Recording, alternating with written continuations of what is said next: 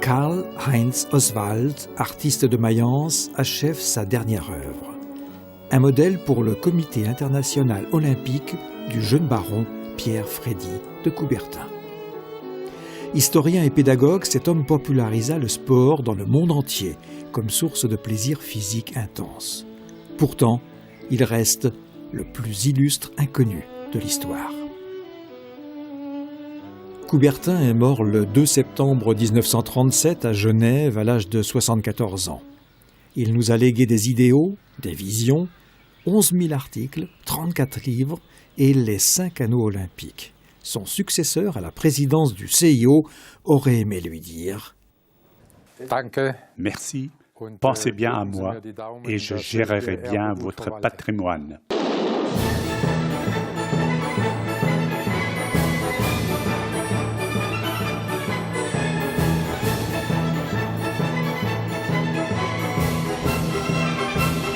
En 1935, dans un message radiodiffusé, Pierre de Coubertin définit les assises philosophiques de l'olympisme moderne. Célébrer les Jeux olympiques, c'est se réclamer de l'histoire. Aussi bien, c'est elle qui pourra le mieux assurer la paix. Demander au peuple de s'aimer les uns les autres n'est qu'une manière d'enfantillage. Leur demander de se respecter n'est point une utopie. Mais pour se respecter, il faut d'abord se connaître.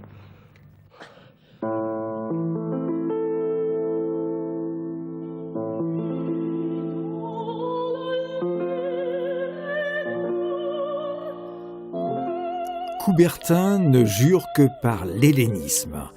Pour lui, les Jeux d'Olympie sont synonymes de culture physique, d'entraînement pour la défense de la patrie, l'aspiration à la beauté, à la santé, à la joie de vivre, à travers l'équilibre fusionnel entre l'âme et le corps.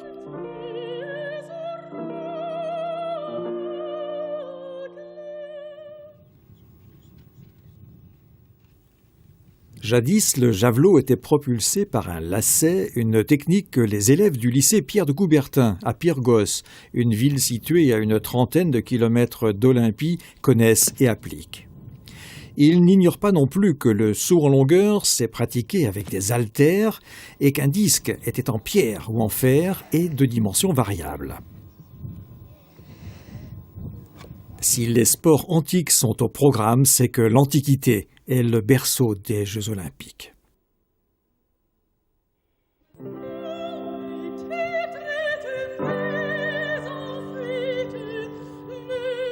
Olympie, siège de l'Académie internationale olympique au pied du mont Crognon. Le cœur de Coubertin fut déposé en mars 1938 dans une stèle érigée à sa mémoire. Je crois qu'il serait transporté d'enthousiasme car Pierre de Coubertin était un réformiste. Tout ce qui était nouveau l'intéressait. C'est pourquoi que je suis convaincu que le haut pourcentage de femmes participant aujourd'hui aux Jeux olympiques lui ferait plaisir. Et ce qui le rendrait particulièrement heureux, c'est l'universalité dont bénéficient les Jeux olympiques, car l'un de ses moindres objectifs, c'était bien d'intégrer le monde entier. Ce qui très certainement l'essoufflerait, c'est quelle d'émotion ont pris les Jeux olympiques, et je crois, ce qui le rendrait songeur, c'est le défi que le sport doit relever en ce qui concerne son intégrité. Je suis absolument persuadé qu'il nous mettrait en demeure de tout mettre en œuvre pour un sport propre et pour une politique de tolérance zéro, avec toutes les conséquences qui en résulteraient.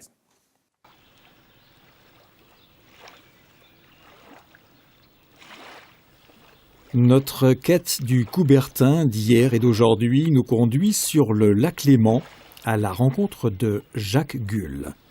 Au début des années 30, il fait à Lausanne la connaissance de Coubertin.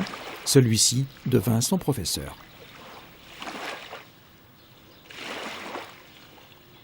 On voyait toujours arriver Pierre de Coubertin et puis son acolyte, son secrétaire, monsieur le docteur Messerly, qui était toujours là avec lui, Pierre de Coubertin, très élégant, avec des boucons de manchettes qui nous faisaient rêver parce qu'ils arrivaient juste à la hauteur de nos yeux quand on voyait. Alors on était très impressionnés. Et puis sa moustache, puis son allure, n'est-ce pas, toujours bien habillé, très correct, homme sérieux. Il faisait vieux, il faut le dire, on voyait un vieux monsieur. Mais on a peu à peu appris à le connaître, et puis il était d'une telle gentillesse. Et puis alors il a fini par m'appeler Jackie, parce qu'on le voyait là presque tous les jours. À la fin de sa vie, Coubertin s'est retiré, mais il continue de former la jeunesse. Témoin, cette leçon de natation improvisée à Villy. Il a tombé sa veste, tout simplement, il s'est mis en manche de chemise, il a remonté ses manches, et puis il a pris une perche au bout duquel il y avait un filin, et puis un cercle de fer dans lequel nous nous introduisions, et puis il nous tenait comme ça à la hauteur des flots pendant que nous nagions. On savait bien sûr nager la brasse, nager la nage des chiens, comme on l'appelait, mais on ne savait pas nager la brasse. Alors on apprenait, alors j'ai eu l'honneur, le plaisir.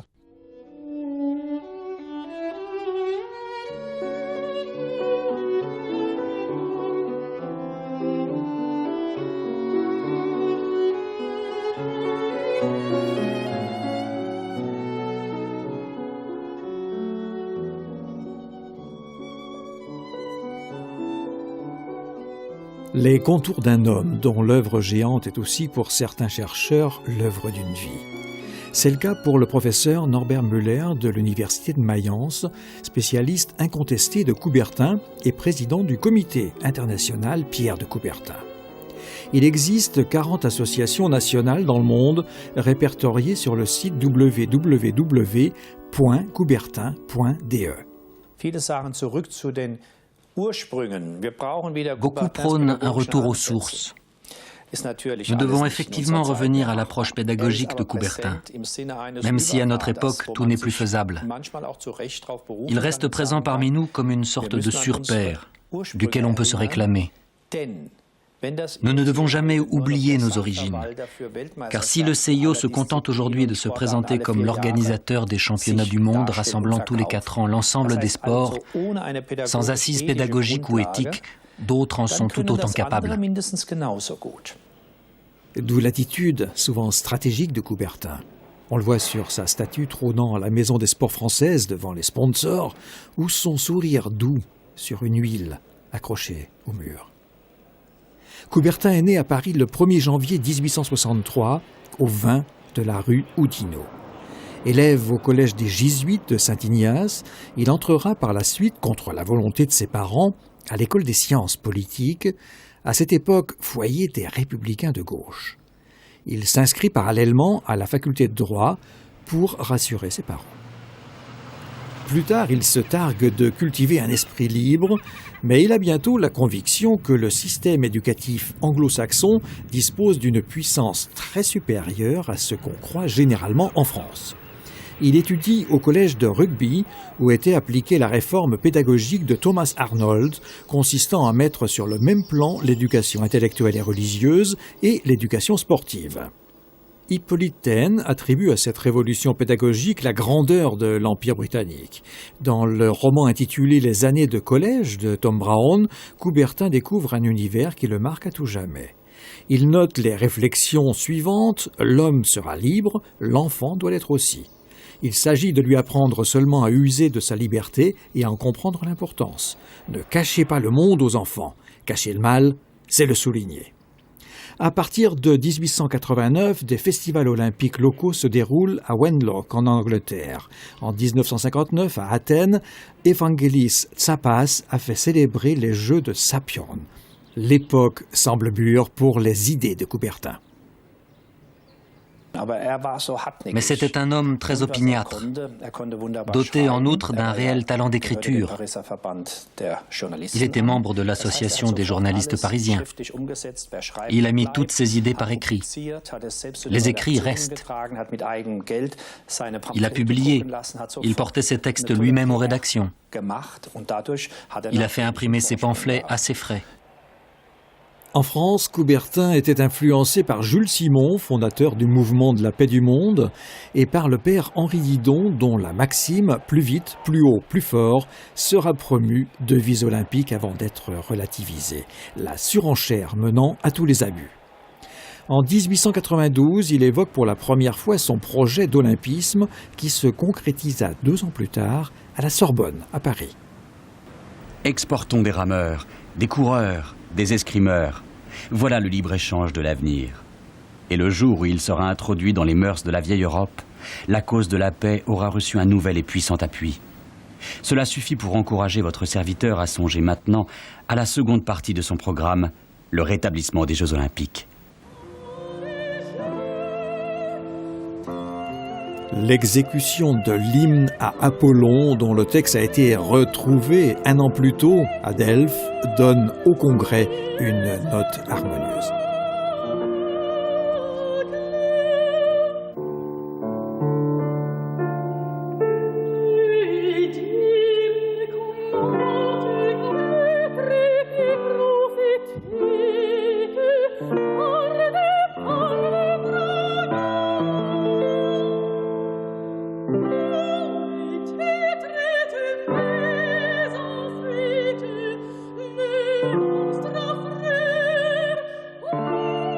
Le 23 juin 1894, c'est l'annonce du rétablissement des Jeux Olympiques et la mise en place du CIO.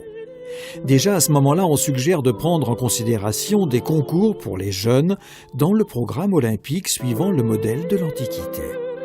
C'est une idée qui va être réalisée en 2010 à Singapour et qui sera l'héritage spirituel de la présidence de Jacques Rogge. Mais à l'époque, il a fallu entre autres établir les règles du déroulement des Jeux, les premiers à Athènes, les seconds à Paris et ceux qui devaient suivre dans le monde entier tous les 4 ans. Il fallait aussi savoir qui pouvait être sur la ligne de départ, qui était amateur et qui était sportif professionnel. Olympia kann vor allen Dingen Brücken bauen. Avant tout, Olympia et les Jeux olympiques sont tous deux synonymes de rapprochement et de l'entente. À tous deux, ils représentent le seul événement mondial durant lequel le monde entier se trouve véritablement réuni. Il en est de même pour les athlètes qui non seulement entrent en compétition, mais qui vivent aussi sous le même toit, qui se battent pour les mêmes règles pour tous et de ce fait donnent un exemple admirable pour une compréhension mutuelle, pour la paix et pour des repères universellement valables. Mais là où Olympia se voit être impuissante, c'est lorsqu'on doit réaliser ce modèle au quotidien, ce qui veut dire faire la paix de ses propres moyens. La mission des Jeux olympiques est de faire comprendre ce symbole au monde entier. Oui, il est à la fois tout à fait possible de rentrer en compétition l'un contre l'autre et en même temps de gérer une société paisible et de trouver ensemble des solutions dans le respect de l'autre. Enfin, le reste est l'affaire de la politique, à savoir de puiser les forces à partir de ce symbole pour en venir au dialogue, condition primordiale de toute entente. Le Comité olympique international en 1896. Son premier président est le grec Dimitrios Bikelas. Coubertin assure les fonctions du secrétariat général. Le 25 mars du calendrier julien, soit le 6 avril, on inaugura les premiers Jeux olympiques de l'ère moderne. Athènes ne comptait à cette époque que 80 000 habitants. Dans le stade Panathénaïkos ont pris place 70 000 spectateurs et 8 photographes. Le premier jour de la compétition, l'Américain James Connolly remporte la médaille d'or au triple saut. Il devient le premier champion olympique des temps modernes. Un autre Américain remporte la victoire dans la discipline antique du lancer du disque. Les Français se taillent la part du lion en cyclisme, tandis que les Allemands dominent les épreuves de lutte, de gymnastique et d'haltérophilie. Il faut attendre la course du marathon pour que les Grecs retrouvent le sourire. Coubertin s'extasie. Spyridon Louis était un magnifique berger, vêtu de la fustanelle populaire et étranger à toutes les pratiques de l'entraînement scientifique. Sa victoire fut magnifique de force et de simplicité. Ce fut un des spectacles les plus extraordinaires dont je me souvienne. Dès lors, je fus persuadé que les forces psychiques jouaient, en sport, un rôle bien plus effectif qu'on ne le pense. Le pédagogue est aussi un sportif accompli. Outre la boxe et l'escrime, il enfourche en ce début du XXe siècle un nouveau cheval de bataille, la bicyclette.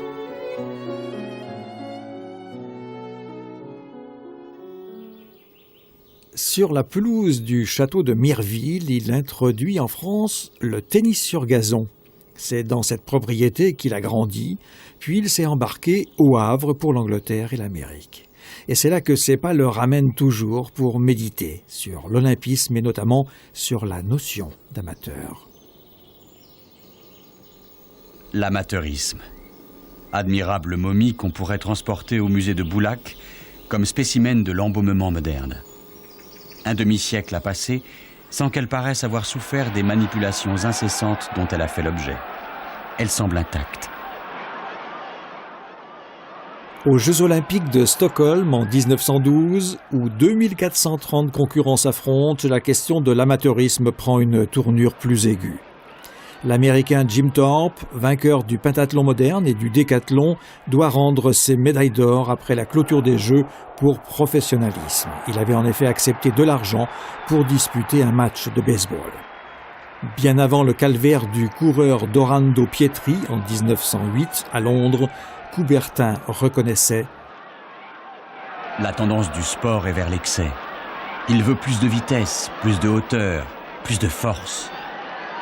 C'est son inconvénient, soit, au point de vue de l'équilibre humain. Mais c'est aussi sa noblesse, et même sa poésie. »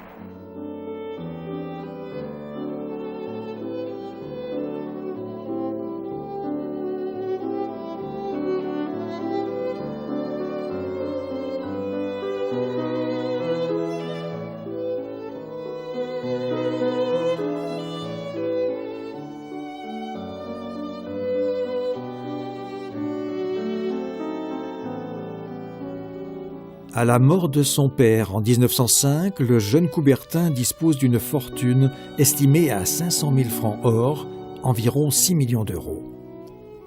Il multiplie les autofinancements et se voit finalement contraint de vendre Mireville en 1936. Le château ne redeviendra propriété familiale qu'en 1960. Jacques de Navassel est le petit-neveu de Coubertin.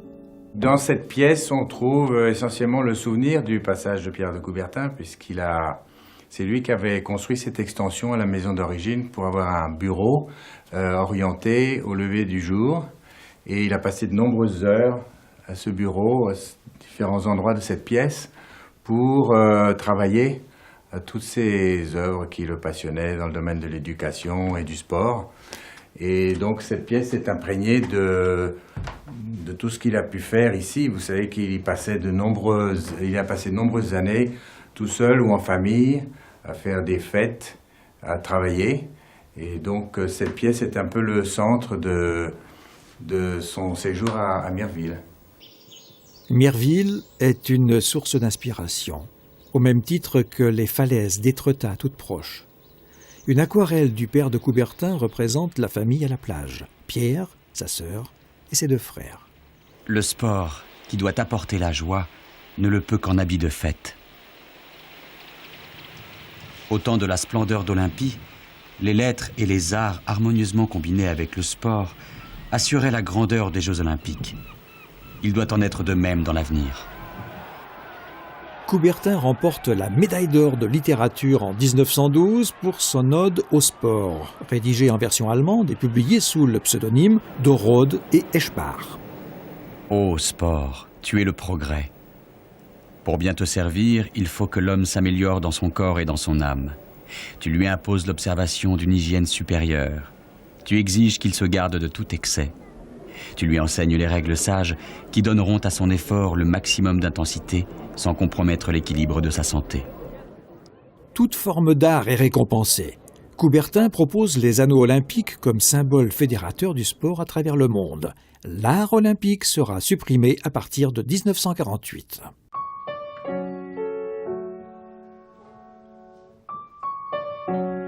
Pourtant, cette relation entre l'art et le sport, voulue par Coubertin, semble se perpétuer avec harmonie, pas seulement au Musée olympique de Lausanne. Quiconque va à Munich et voit le chapiteau suspendu se dit « ça, c'est les Jeux olympiques de Munich ». Il y avait une volonté de donner aux Jeux de Munich une touche esthétique. Willi Daume, le président du comité d'organisation, l'a parfaitement compris. L'architecture est magnifiée. Pour la cérémonie d'ouverture, comme à Sydney, l'arrivée des sportifs étrangers s'accompagne d'une multitude d'éléments culturels. Le nom de Coubertin est associé à plusieurs initiatives culturelles. L'exemple dans la vallée de Chevreuse, à 30 km de Paris, au château de Coubertin, qui a donné son nom à la famille au XVe siècle. La nièce de Pierre, Yvonne de Coubertin, y a établi une fondation culturelle, une université ouvrière qui exalte la communion des activités intellectuelles et manuelles. Coubertin est aussi présent dans les établissements scolaires. Depuis 2002, 10 000 élèves se sont vus discerner au niveau mondial le prix scolaire Pierre de Coubertin, jusqu'en Argentine, en Norvège, en Autriche, au Paraguay, en Slovaquie et en Uruguay. Ces élèves ont été récompensés pour leurs performances au-dessus de la moyenne, aussi bien dans le domaine du sport que celui des arts, mais aussi pour leur conduite fair-play. Ici, l'hommage rendu à Stefan Frohwein, bachelier du Land de Rhénanie-Palatinat. Pour des performances remarquables, on reçoit la médaille Pierre de Coubertin. De par le monde, 50 établissements scolaires portent le nom Pierre de Coubertin. Depuis 1997, tous les 2 ans, de jeunes scolaires venus de tous les continents se réunissent pour un forum Coubertin pendant une semaine. Pékin 2008. Des jeunes de 16 à 18 ans participent au concours pour décrocher le diplôme très convoité Pierre de Coubertin.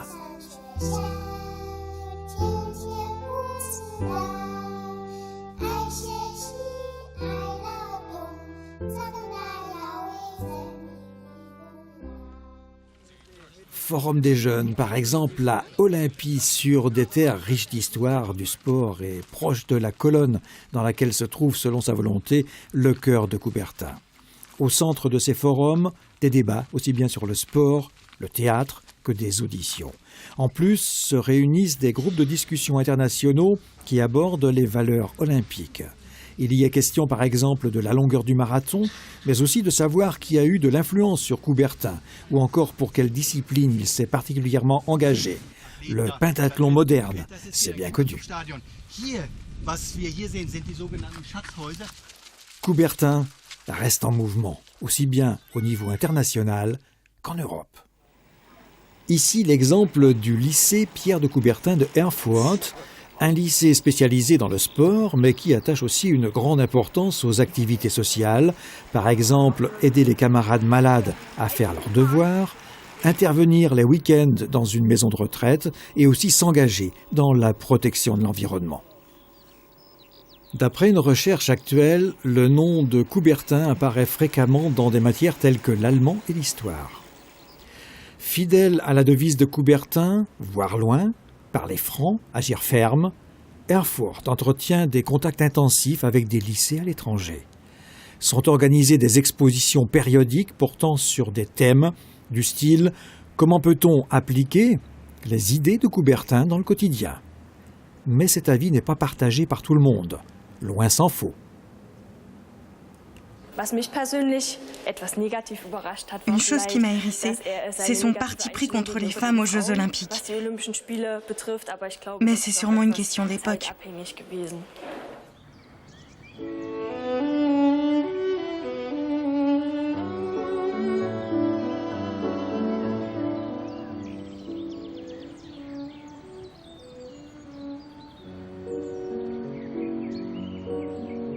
En 1937, 2 mois avant sa mort, Coubertin dit « Les femmes ne doivent pas s'abstenir de pratiquer un grand nombre de sports, mais sans se donner en spectacle.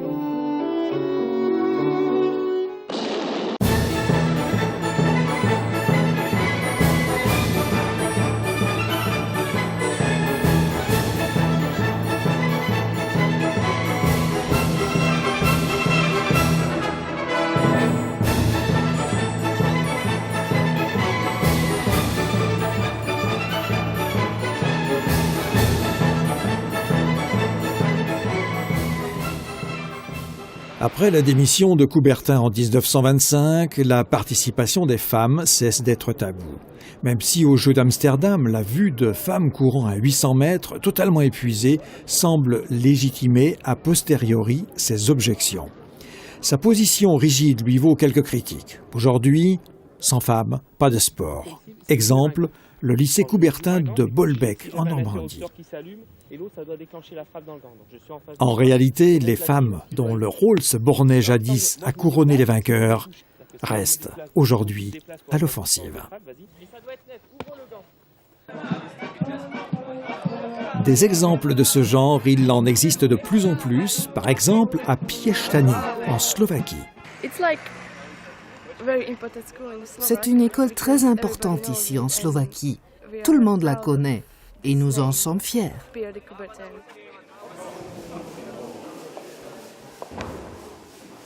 Et depuis longtemps, il y a des disciplines sportives au programme auxquelles Coubertin n'aurait jamais pensé et qui sont bien sûr pratiquées par des jeunes filles.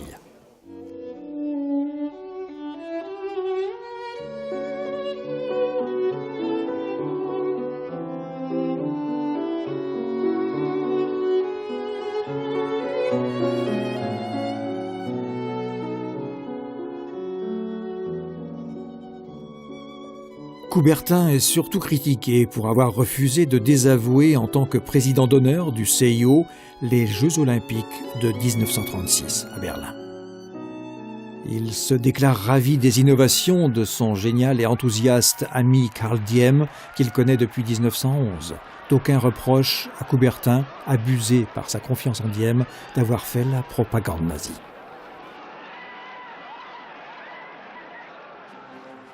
Les thèses olympiques de Coubertin sont récupérées par le comité d'organisation.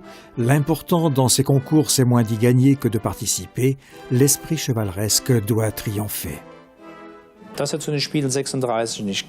Le fait qu'il ait refusé d'assister aux Jeux de 36, bien qu'un train spécial ait été mis à sa disposition, le fait qu'il ait renoncé à faire une cure à Baden-Baden montre sa volonté de prendre du recul. Ce n'était pas seulement une question d'être trop faible pour faire le voyage. Malgré tout, il éprouvait une certaine admiration pour ces Jeux, car c'étaient les premiers à se présenter comme une œuvre d'art collective, avec la réalisation d'une cloche, la composition d'un hymne, etc. Ce qui était de sa part, je ne dirais pas une certaine naïveté, mais une erreur de jugement. Je le répète, il a été fourvoyé par les organisateurs et par ses amis allemands. Pierre de Coubertin, taille 1,66 m, yeux gris, nez moyen, visage ovale. Si au gré des portraits qui lui ont été consacrés, il est associé de manière intempestive à la découverte de la radioactivité ou d'une marque de vin rouge, c'est bien lui qu'on retrouve à Paris dans des circonstances différentes. Comme dans la chapelle des missions étrangères de Paris, rue du Bac, sur un tableau de son père datant de 1868. Coubertin se marie le 12 mars 1895 dans deux églises, une catholique, l'autre évangélique. Son épouse, Marie Rotan, étant protestante. Le couple aura 2 enfants, un fils, Jacques, qui sera frappé à 2 ans d'une insolation et qui ne s'en remettra jamais, et une fille, Renée.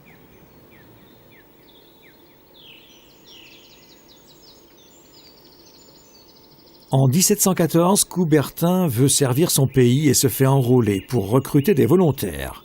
4 ans plus tard, contraint de revendre l'hôtel familial parisien dont il a hérité, il s'installe avec sa femme et sa fille à Lausanne, plaçant par la même occasion le secrétariat olympique en terrain neutre.